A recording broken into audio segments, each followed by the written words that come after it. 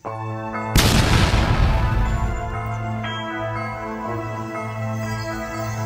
kita harus paham dulu. Pertama, ada orang yang nyambung kepada Nabi Muhammad SAW lewat jalur nasab. Itu yang disebut dengan zuriyah Nabi Muhammad SAW, yang disebut dengan syarif atau suka disebut dengan sayyid. Ada juga wafi adatil hadramaut. Orang hadramaut ini adat ya, bukan menurut agama, tetapi adat. Karena kalau dalam ajaran Islam, turunan Rasulullah SAW itu disebut dengan syarif atau sayyid. Sementara wafi adatil hadramaut, kebiasaan orang hadramaut, nah ini supaya ada bedanya dengan yang lainnya, mereka menyebut dengan panggilan Habib. Ya. Dengan panggilan apa? Dengan panggilan Habib. Ada yang secara umum, ada yang secara khusus. Kalau secara umum itu adalah Habib itu adalah setiap orang yang mencintai dan dicintai. Jadi bukan hanya dia dicintai, tetapi harus mencintai. Dia mencintai dan dicintai. Kemudian lafaz Habib ini juga dimutlakan atau dikatakan bagi orang yang nasabnya tersambung kepada Ubaidillah, Alwi bin Ubaidillah. Secara khusus, ini supaya lebih jelas dulu. Habib itu secara khusus digunakan, diperuntukkan untuk alimil Islam. Jadi Habib itu lakbun yutlaku ala alimil Islami awis syaikhi. Habib itu satu lakob yang disematkan di adat orang Hadramaut untuk siapa? Alimil Islam, untuk orang alim yang islami, ulama begitu. Orang yang alim dalam bidang ilmu agama Islam disebut dengan ulama. Nah, awis syai atau orang itu disebut dengan syekh yang tinggi ilmunya dan makom kewaliannya. Dengan demikian kita memahami dalam keterangan kitab Is'adur Rafiq bahwa Habib itu ada makna yang umum. Secara umum adalah orang yang mencintai dan dicintai, atau mereka adalah keturunan yang nasabnya tersambung kepada siapa? Alwi bin Ubaidillah.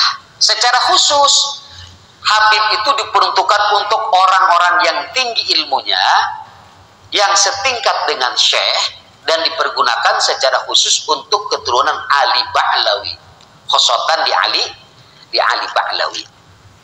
Nah, kalau kita sudah paham, jadi yang pertama yang tersambung dengan Nabi Muhammad SAW dari segi apa tadi? Dari segi nasab.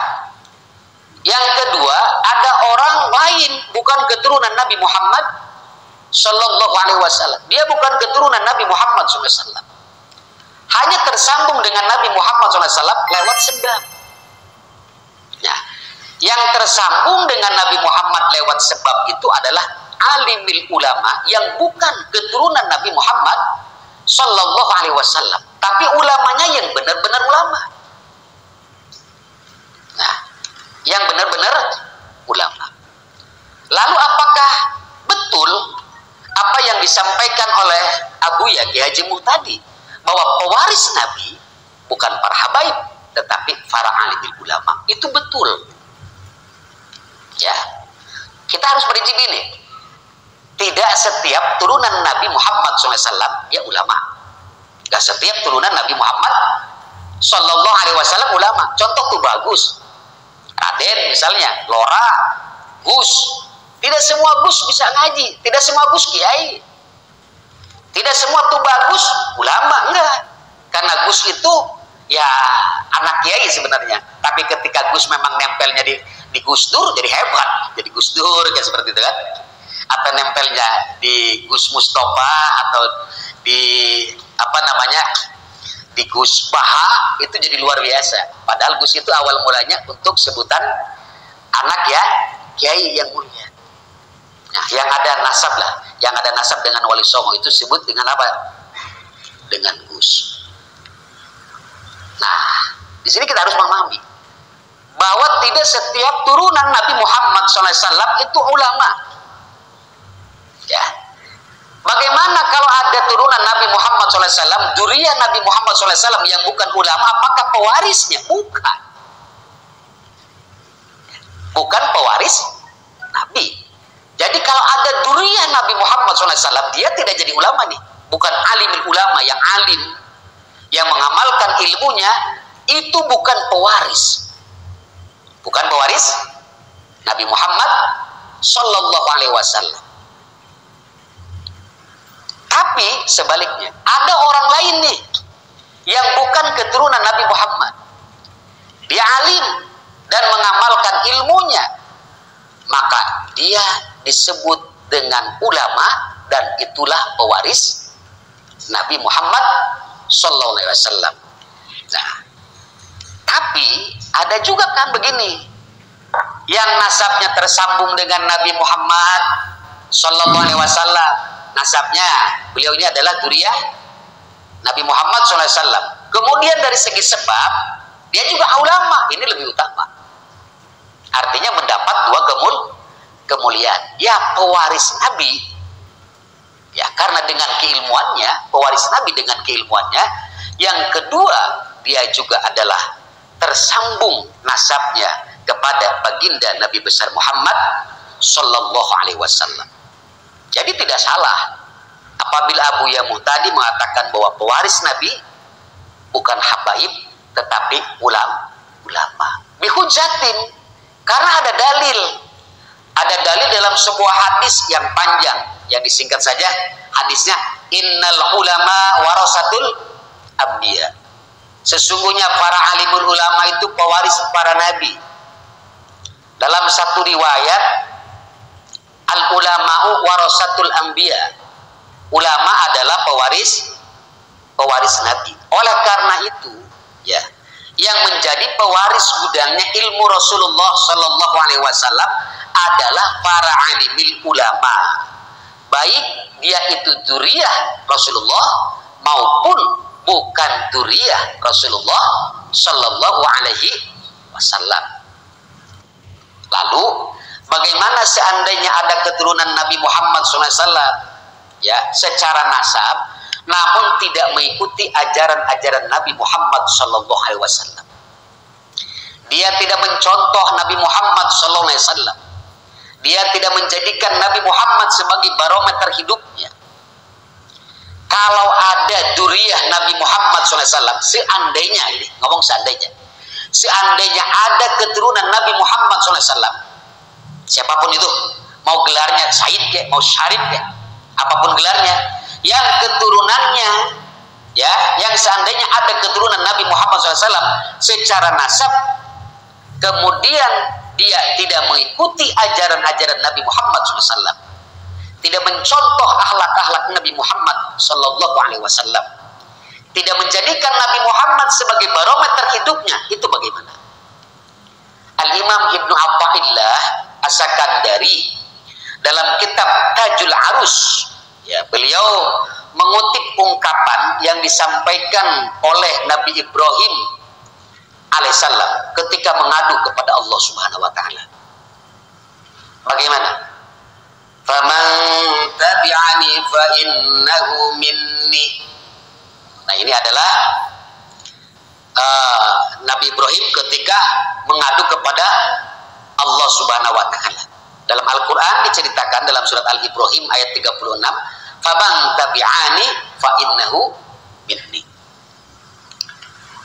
Faman tabi'ani, maka siapapun yang mengikuti aku, fa innahu minni, maka sesungguhnya orang itu bagian dari aku. Nah, kalimat faman tabi'ani di sini umum, siapapun, baik yang tersambung nasabnya dengan Nabi Ibrahim alaihissalam maupun tidak.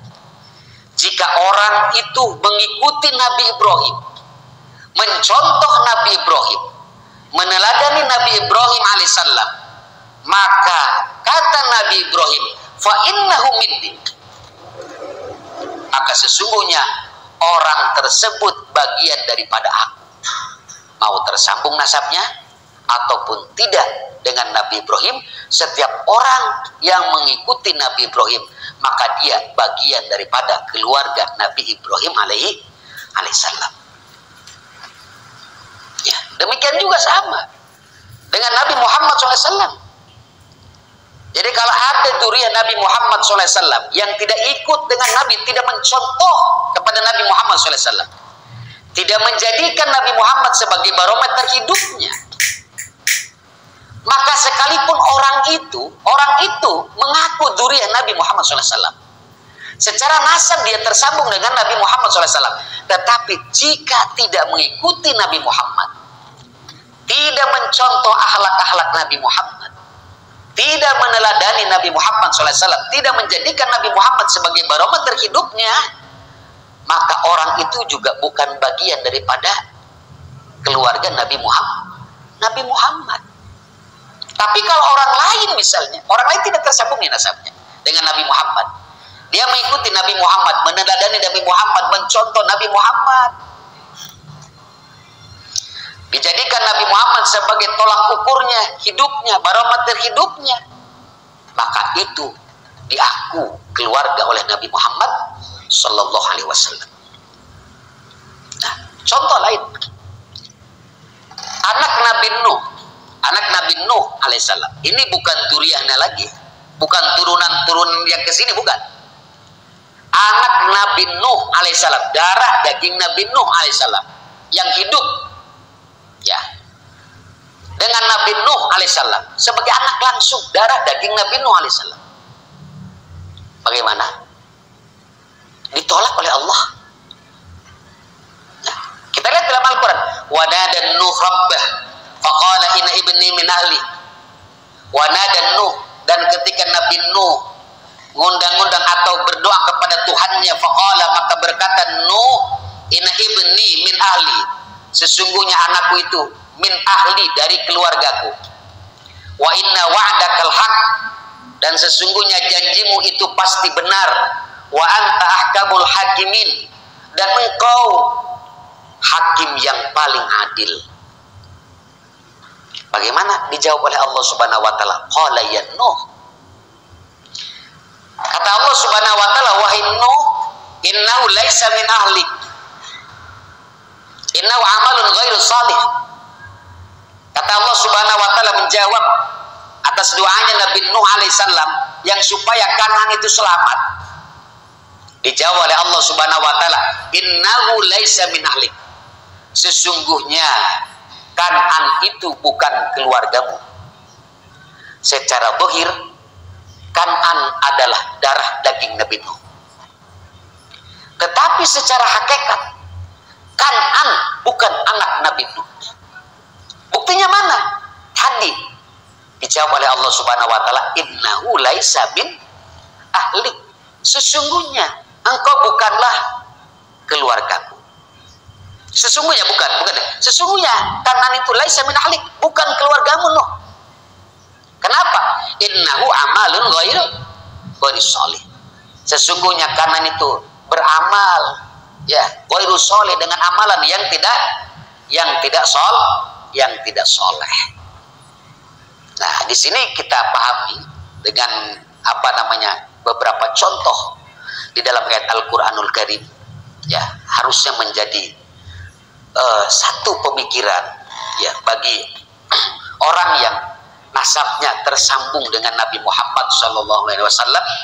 Harusnya ini dijadikan sebagai pengingat bahwa ada orang yang bukan dzurriyyah, yang bukan keturunan, tetapi diaku keluarga.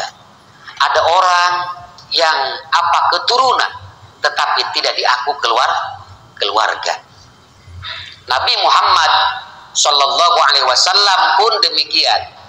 Kita kenal dengan Salman Al-Farisi, ya, di mana Salman Al-Farisi itu dikatakan oleh Nabi Muhammad SAW, Salman minna alal bait. Ini hadis dalam kitab Al-Mujma' Al-Kabir. Dalam kitab Al-Mujma' Al-Kabir, Nabi Muhammad SAW bersabda bahwa Salman minna, dari kami, ahlul bait. Salman itu ahlul bait, dinyatakan oleh baginda Nabi Muhammad sendiri. Yang padahal kita tahu bahwa Salman Al-Farisi itu bukan anak Nabi Muhammad Sallallahu Alaihi Wasallam, bukan keluarga Nabi Muhammad SAW, bukan kerabat Nabi Muhammad SAW. orang Paris, orang lain. Tetapi ketika Salman Al-Farisi mengikuti Nabi Muhammad, mencontoh Nabi Muhammad, menjadikan Nabi Muhammad sebagai barometer hidupnya, maka dikatakan sendiri oleh baginda Rasulullah SAW bahwa Salman bagian daripada keluarga. Yang kedua, dalam